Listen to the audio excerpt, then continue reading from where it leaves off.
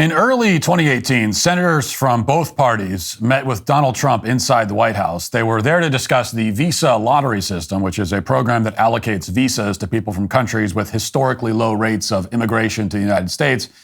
And this is one of many government programs that's existed for decades without anyone in power asking why it exists, even though a visa lottery like this makes no sense whatsoever. The only criterion we should have when deciding who gets to enter the United States is whether admitting those people would make the United States a better country. Whether or not their country is underrepresented in the United States should have no bearing on whether a potential migrant is awarded a visa. As simple and obvious as this point may be, you rarely hear anyone say it. Certainly you don't very often hear presidents say it. But in his meeting with the senators, Donald Trump pointed out this problem right away. Trump specifically wanted to know why we were awarding visas to people from Haiti, one of the poorest and most dysfunctional countries in the entire world. And depending on who you ask, Trump used maybe slightly more colorful language than that when he asked the question, but that was the question. And you probably remember the outrage that followed. There was an outrage cycle that lasted more than 2 weeks. Haiti's government said that Trump's comments were abhorrent. The United Nations Human Rights Office said that Donald Trump had damaged and disrupted the lives of many people. Conan O'Brien started filming his show in Haiti, during which he repeatedly blamed Haiti's collapse on the United States. Quote, "The Haitians have been dealt the worst hand in the Western Hemisphere," he said, implying that we owe them housing and health care because somehow we have done this to them. But none of the outrage addressed Trump's fundamental question.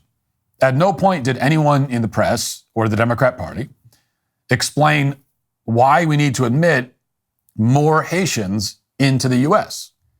Nobody addressed Trump's concern, which is that giving Haitians visas, simply because they come from Haiti and for no other reason, would dramatically lower the quality of life for American citizens. In other words, the question is, what's in it for us? And this is a question that any president should be asking. What's in it for, I know how the Haitians benefit from coming to the U.S. How do we benefit from having Haitians here? And if the answer is we don't benefit from having Haitians here, then we shouldn't be accepting that many of them. It's that simple. Because as a president, you are supposed to be looking out for the well-being of your people first. Well, as a result, 2 years after the manufactured outrage over Trump's comments, lives have indeed been damaged and disrupted, as the United Nations put it. But those lives are not in Haiti. I mean, yeah, the lives in Haiti are a disaster. But again, that's not our primary concern. Our primary concern is America, not Haiti. Haiti is up to Haitians have to fix Haiti. It's not up to us to fix it. And if the Haitians can't figure out how to fix their own country, well, I guess it's just going to be a mess forever until you figure out how to fix your own damn country. But now there are places in, there are Haitians in places like Springfield, Ohio, which were overrun with Haitian immigrants overnight. And that's not hysteria. It's clearly happening. This is a report from NPR, maybe the most Democrat-aligned media outlet in existence. But even NPR cannot spin the situation in Springfield. Quote, "Around 2020, things in this town took an unexpected turn. Thousands of Haitian migrants fleeing violence and poverty landed in Springfield. Locals say that it felt like it happened overnight. On Sunday afternoons, you could suddenly hear Creole mass wafting through the downtown streets. Haitian restaurants started popping up. The town of around 60,000 has received some 15 to 20,000 migrants in the last 4 years, many of them from Haiti." So I'll say that again. A town of 60,000 people now has 20,000 migrants and have received all of them in just the last 4 years. That's a third of their population being added. This is a town that already had a poverty rate of more than twice the national average before the Haitians started moving in. This would be unsustainable even if Springfield were recruiting highly qualified and skilled immigrants. You can't just massively increase your population very quickly without breaking things. And things are indeed breaking in Springfield. Take a look at this data from the FBI's Crime Data Explorer. The blue line tracks the number of crimes reported in Springfield, Ohio. And you notice how it's pretty steady from 2012 to 2020. Then all of a sudden, the number of crimes surged. In fact, it more than doubles beginning in 2020 when this surge of migrants from Haiti arrives. One of those crimes was committed last August by Hermanio Joseph, a Haitian migrant who drove his minivan into a school bus, killing an 11-year-old child who was ejected from the bus. The driver apparently had a Mexican driver's license, an Ohio ID card, but no Ohio's driver's license. Obviously, he should not have been in this country, much less driving on the road, but he was there. And for killing a child, he was only sentenced to about 10 years in prison. These kinds of stories are now commonplace in Springfield. Meanwhile, social services have been overwhelmed. The Daily Mail reports that, quote, at the community health clinic, Haitian patients rose from 115 to 1,500 between 2021 and 2023. Overwhelming services. Rocking Horse Community Health Center Chief Medical Officer Yamini Tigla said that language barriers meant a 15-minute consult took up to 45 minutes. We lost productivity. We had a huge burnout of staff, she said. The clinic hired 6 Haitian translators, but its translation budget blew out from $43,000 in 2020 to $436,000, which Tigala said was unsustainable. Now, even with all this spending, Haitians are still terrorizing locals in Springfield. Here's one woman at a city council meeting explaining that the town's just no longer safe for her to live in. Watch. Noel? Thank you. I live at 426 Northwestern Avenue. Miss Skinner, who I'm not trying to put on the spot, is my neighbor. Just talk to me, ma'am. Thank you so much. And I'm done with what I'm seeing. It is so unsafe in my neighborhood anymore. I have the homeless that were trying to camp out, and I have made concessions with them, and I try to help them the best I can to keep them from trying to squat on my property. But it is so unsafe. I have men that cannot speak English in my front yard screaming at me, throwing mattresses in my front yard, throwing trash in my front yard. And I can't. Look at me, I weigh 95 pounds. I couldn't defend myself if I had to. My husband is elderly, and last night, after living in this home for 45 years, he said, Noel, guess what? It's time to pack up and move. He said, we can't do this anymore. He said, it's killing both of us mentally. I don't understand what you expect of us as citizens. I mean, I understand they're here under temporary protected status, and you're protecting them, and I understand that our city services are overwhelmed and understaffed, but who's protecting us? If we're protecting them, who's protecting me? I want out of this town. I am sorry. Please give me a reason to stay. Thank you. Thank you. So if you could watch a clip like that and your takeaway is that, oh, that woman's a bigot, that racist white bigot, if that's your takeaway, then you're a very stupid person and a bad person and a bad American. That's it. I just have no respect for you as a human being if that is your reaction to that woman. Who is it unreasonable? She just wants her community to be safe. And it is being actively destroyed. They are bringing people in to destroy it by the busload every year. And she's saying, can you not do this? I live here with my family. You're making it dangerous to live here. Why should Haitians be I live in Ohio. Why should I have to deal with the fact that with Haitian criminals? Why should that be my problem in Springfield, Ohio? That's her question. And if you are at all a smart, empathetic person and a good American, you understand her exasperation. Springfield didn't vote for this. It's one of the most pro-Trump areas in the entire country, but no one can escape the consequences of mass migration. That's the whole point of it. The Biden-Harris administration looks at this and they see a success story. There's no outrage among the left as communities like this are destroyed. They don't care, even as American citizens, including children, are killed. In fact, it's not just human beings who are being murdered as a result of this migrant surge.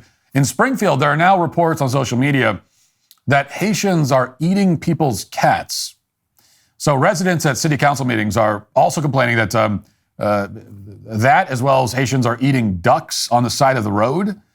This is a thing that's apparently happening now in the United States of America. Here, this is from just a week ago. Watch. I think it's like kind of odd that like a guy like me has to come out from doing what I do on a daily basis to have fun, because I see what's going on in these streets, and I see you guys just sitting up there in them comfy chairs and suits, and I'm getting out here every day and I'm broadcasting this, and you guys are just sitting up there in suits or something. Like, I really challenge you guys to get out here and do something. These Haitians are running into trash cans.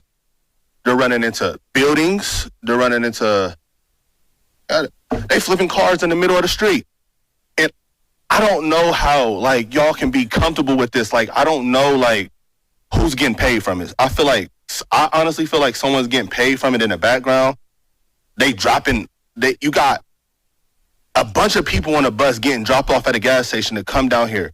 I know a single mom that FaceTimed me this morning at the welfare office that really need something.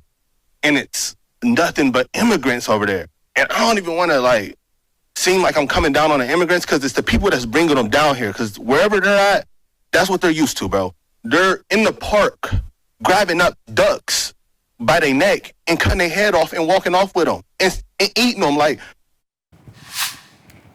so the man goes on to note that there are plenty of police in Springfield. It's easy to get a traffic ticket, but apparently it's not easy to round up and deport the Haitians who are eating animals and crashing their cars into children. Not the government's priority. He theorizes in that clip that maybe the government's being paid off by somebody. That's all he can think of. But that doesn't have to be the explanation. I mean, the Biden administration has a clear political motivation to import as many third world immigrants as possible because, eventually they'll vote. And some local politicians in Springfield, which was devastated economically after the auto industry moved overseas, thought that more migrants would help the economy. And now here we are. Instead of helping the economy, the migrants are apparently eating animals in public, which is not much of a economic help as far as I can tell. As unsettling as all this is, you have to wonder whether this will be the thing that finally awakens people on the left to the problem of rampant immigration. I mean, they don't seem to care much when immigrants kill human beings. That doesn't bother them in the slightest. Maybe they'll care about the ducks and chickens and cats that are meeting an untimely demise. Presumably the vegans will be rising up any day now. One wonders what the childless cat ladies will say when their cats end up in a Haitian's crock pot or whatever they use to cook cats. I don't know. After all, this isn't just happening in Springfield, Ohio. It's happening everywhere that illegal immigrants are being imported. That's why there's a similar crisis unfolding in Queens, New York, which is the borough that's taking the brunt of the illegal migrant surge in the city. 70 of New York's 193 taxpayer-funded migrant shelters are located in Queens, and hundreds of thousands of illegals have arrived in the city in the last 2 years. As Councilman Robert Holden put it, we're getting dumped on here. How long can we sustain this? These shelters add nothing to the neighborhood. They only bring crime. Some of that crime involves eating animals, apparently. The New York Post reports that, quote, animal sacrifices are surging in Queens, with chickens, pigs, and rats being tortured, mutilated, or killed in twisted religious rituals in parkland surrounding Jamaica Bay. In a little over a month, at least 9 wounded animals or carcasses have been discovered in the federally managed Spring Creek Park in Howard Beach and the Jamaica Bay Wildlife Refuge in Broad Channel, including 5 live pigs with partially severed ears. Creatures recovered from the revolting scene also include a near-dead baby rat tied up in a bag with chicken bones, a freshly decapitated chicken head, a live hen in distress, and a dead dog with its neck snapped. This is being linked not to Haitians in this case, but to Hindu devotees who worship the goddess Kali. Then there's this quote from Sloan Quealy, who runs Zion's Mission Animal Rescue. Quote, it's continually getting worse. The animal sacrifices are happening more repeatedly, more times a week. The sacrificers know it's open season.